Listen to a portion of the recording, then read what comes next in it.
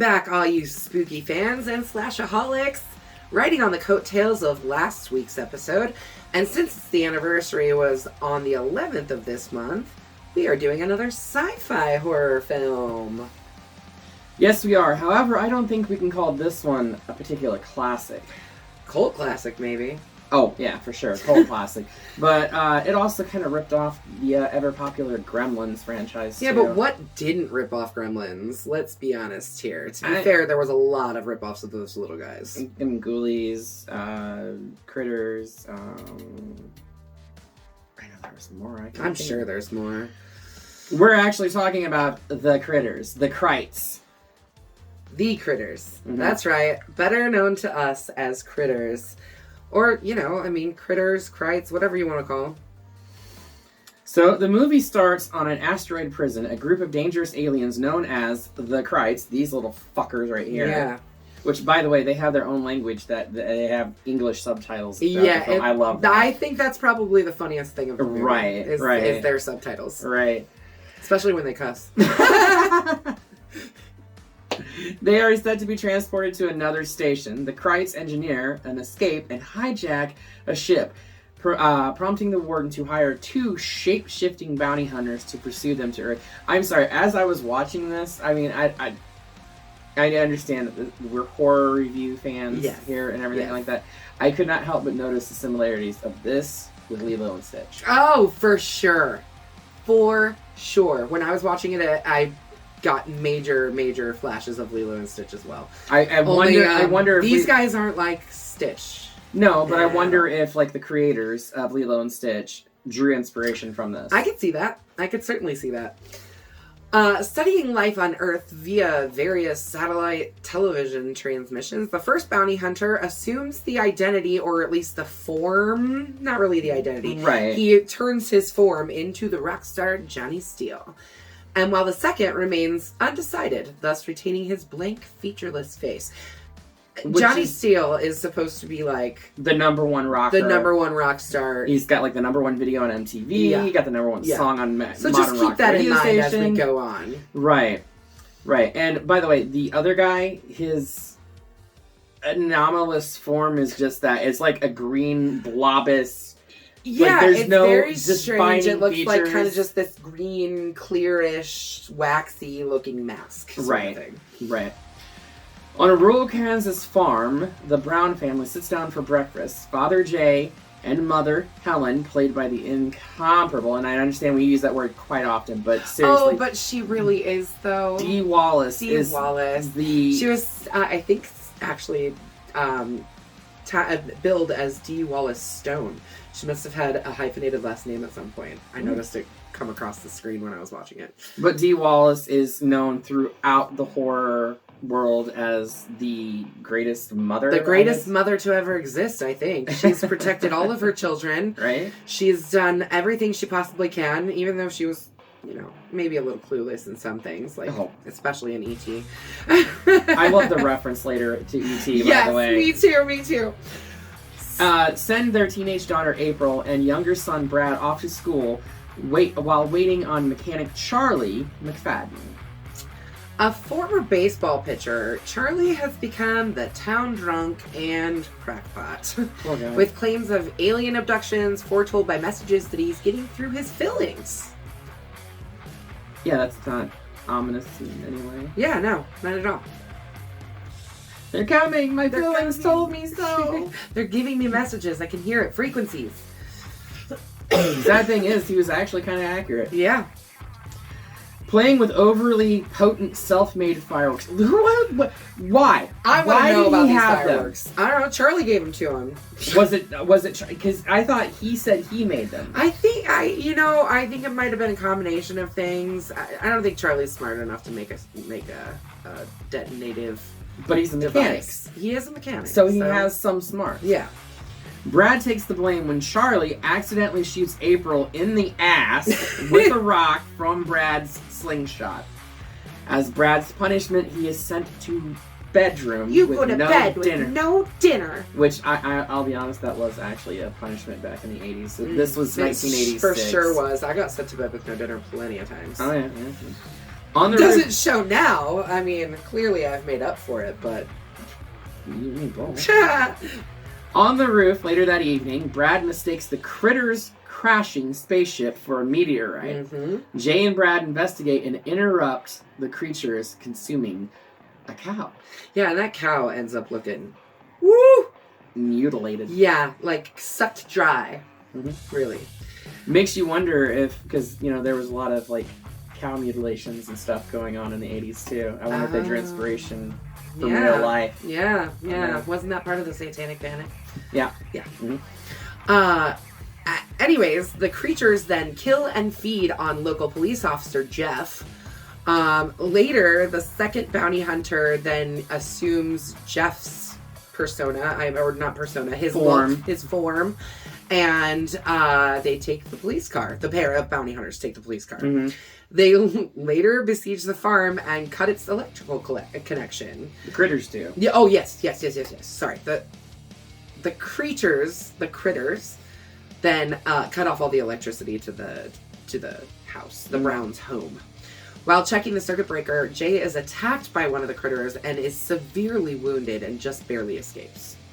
I mean, you would not think those little, quite literal fur balls. Yeah, they are just little fur balls. They do grow though as they eat. They get bigger. They grow and they do have the poisonous little dart that shoot out of their backs and everything like that. That was quite. That cool. was really I think injured Jay. Really, wasn't it? Or no, it was Mom later that got. Well, she got one, but I think he got one too. Yeah, because the kid. Brad. And it incapacitates them. It makes them go... Well, the kid was, messing with one later. It was the one from the mom, and he's like, careful with that, it's poison. Yeah, for sure. The dad was, that is. By the way, when the second bounty hunter assumed the form of the police officer was dead or dying at the time. So he assumed not only the look of the police officer, but his wounds as well. Yeah, so he's, walking around in his bounty hunter outfit...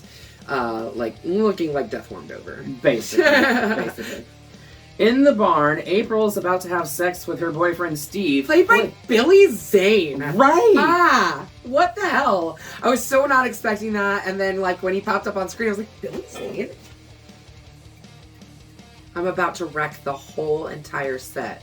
That's okay, because we need a bigger set! We will expand. Yes. And if you want to see that expansion, be sure to subscribe and like this station for it.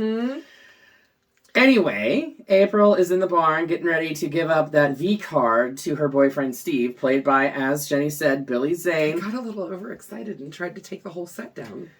Not yet. We're not under construction yet. Sorry. Anyway, Steve is killed by one of the critters.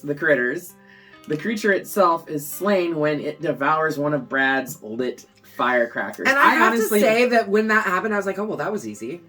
Well, I didn't think it was going to happen because at first he swallowed it and then it's boom. I thought he was going to burp or something, right, know? And then smoke come out. But no, he just... Yeah. I thought for sure, that wasn't going to work. And then when it did work, I was like, well, why don't we just get a slingshot and the fireworks that we've been talking about all through the movie, and then I had the exact same thought. Yeah, I had the exact same. I was like, thought. oh, I think we can win. The remaining critters sabotage the Browns and Steve's car, forcing the Browns to hole up inside the main house. Yeah. So meanwhile, the two bounty hunters search the town for the critters. And they cause a panic at the church when they literally crash into the front of the church and take down the front of it. And they come into the church.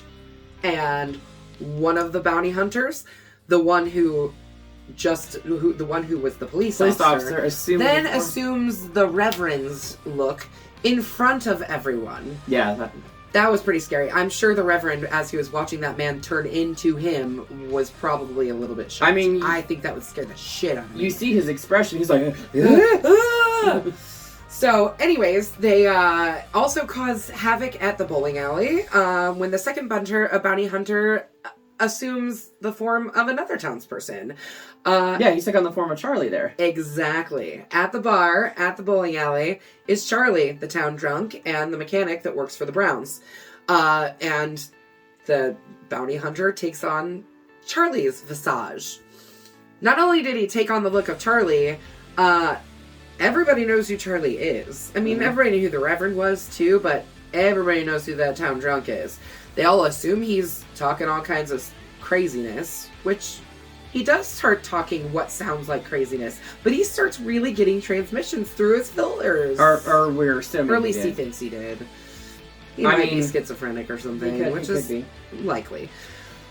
Anyways, Brad escapes the farm to get help and runs into the bounty hunters. And upon learning of their true nature and intentions, leads them back to their house to try and track down the critters at their house. He basically says, you help me, I help you type thing. Yeah. Which, I mean, quid pro quo. Yeah. Yeah, for sure. The last surviving critters kidnap April and return to their ship when the bounty hunters arrive and attempt to flee. Charlie and Brad manage to rescue April. Barely. Yeah, I mean, it's a half-ass. It definitely is a half-ass. But Brad drops a large firecracker he intended to use to destroy the ship when the critters discover their escape. Yeah, but he doesn't manage to get the firecracker lit. No, so he drops the unlit firecracker into the ship as he's, like, pulled out by Charlie. Charlie pulls out April and Brad and saves their lives, basically. And Charlie gets this great idea. He's like, hey, give me your fire. Let's light a Molotov cocktail. So he pulls out his liquor bottle and shoves down his little cloth down into the bottle, lights it on fire, and just barely chucks it into the ship before the door closes. What happens next, though, is just kind of insane. He throws the cocktail, the ship then explodes. Before the ship explodes, the ship blows up the farmhouse. Yeah, literally explodes their entire house, like everything around it, like it's just destroyed. So this family's been through everything. The girl's boyfriend got killed. The father's been attacked. Father's been attacked. Mom's been attacked. Sister has been attacked and kidnapped by the critters, and now their house is gone. So. And the father missed out on his bowling tournament. I know. And they were they were the Pinbusters. I loved their shirts. I know. I couldn't get over that. Yeah, She's a huge Ghostbusters fan. I'm a ghost head. I can't help it. I'm a Ghostbuster in real life, for fuck's she sake. really is. She really is. So, the Molotov cocktail ignites the firecracker after the critters blow up the house and their ship explodes.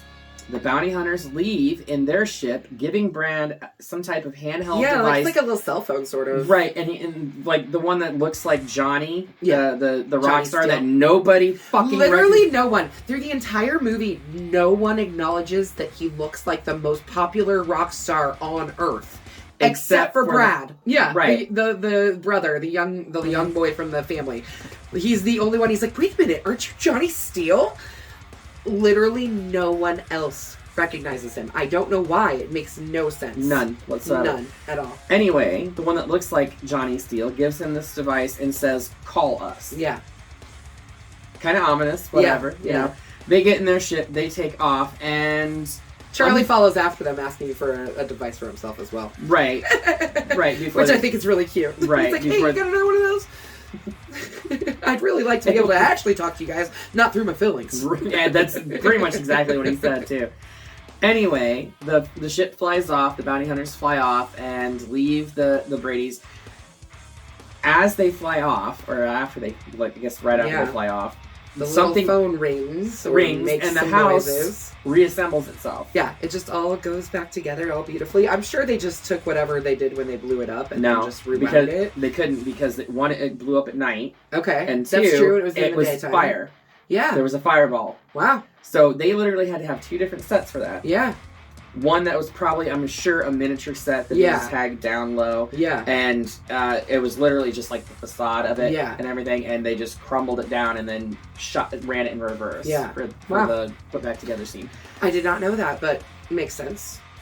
But anyway, as the film is ending, the camera pans over to the chicken coop, where there happens to be 3 very brown, wrinkly eggs. Is it just me, or did they kind of look like dragon eggs? They did kind of look like dragon eggs. Depending on the source for the material for the dragons. True.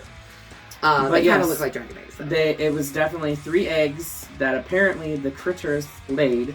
And left there. And And that's how the movie is left. That's it. That's the end. I have to say, personally, there's a lot of really funny little quirky things in the movie. Mm-hmm. I would not call this a good movie, though. I would not call this a good movie. It was better than I anticipated. Me too. And I have to be honest, I was just telling you this, and I'm now telling you viewers, I don't think I had seen this movie from start to finish ever before. I had seen little bits and pieces of it. I guarantee you that I hadn't, because I did not realize that, yes, Billy Zane plays in it, yes, Dee Wallace plays in it, another horror icon plays in it too, and I bet you didn't even recognize her, because I didn't.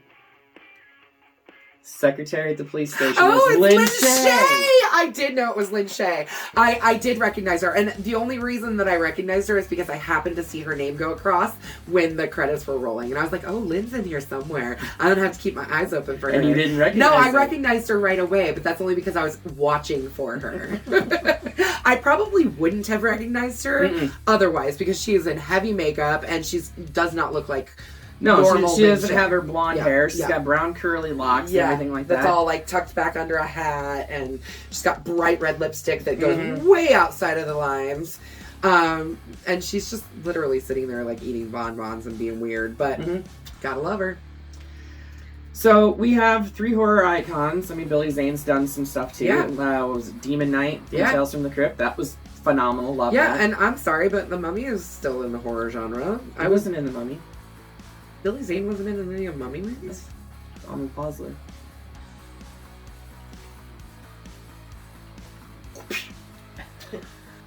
So for me, this is a bloody machete down. It was a fun watch, but... It is a fun watch, and it was actually more... It took itself more seriously than I anticipated it to. And it's something that, like, it was fun to watch one time, but I don't think I'm going to pull it out again to watch over and over again. I mean... I might watch it again with someone else who has never seen it before, just to see their reaction to it, but it's not... there's way more movies that I would rather watch people react to than this. Personally. That's just me. I agree with that wholeheartedly. So that is 2 Bloody Machetes straight down from us, the Slash Sisters. Unfortunately, this sci-fi movie just does not make its good Star Trek. No, it doesn't. But it's funny, and there's some funny little parts to it. And it's worth a watch at least once. It's very 80s. It's very 80s with the music, with like the fashion and everything. It's very 80s. It's very... I mean, the one thing that I can say is everything from the critters to, like, the giant critter that was roaming around. Oh, yeah. The one that kidnaps April? All practical effects. Yeah, definitely. All practical effects. And you know us. We are gore whores. We love the practical effects. We want to stay in the 80s when the practical effects were amazing. Yeah, because we get into the 90s and then it's like, we have CG. Let's just do CG everything. No.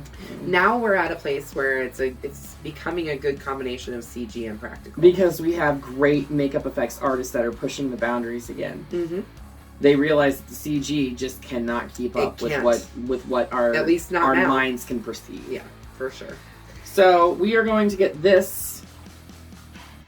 Woo, that made a nice little whew sound into outer space. Send those critters right back to that asteroid prison.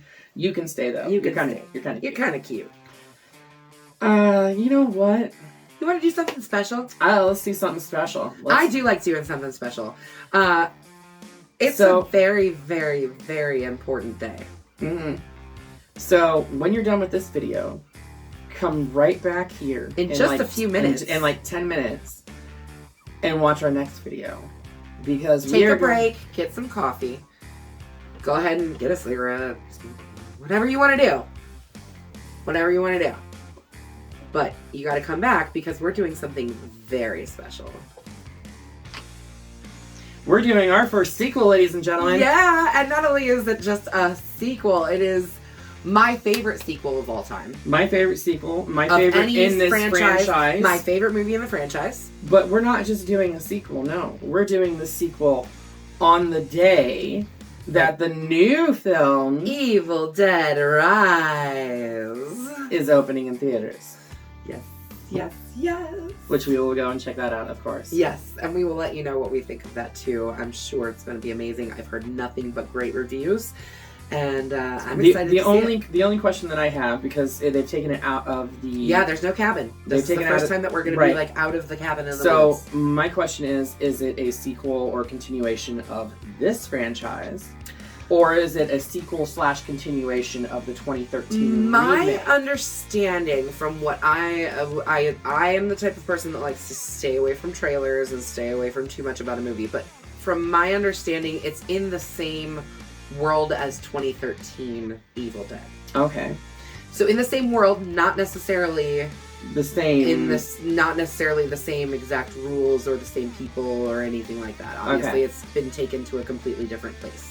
I mean, I know world, but I believe the 2013 version is still in universe to the franchise.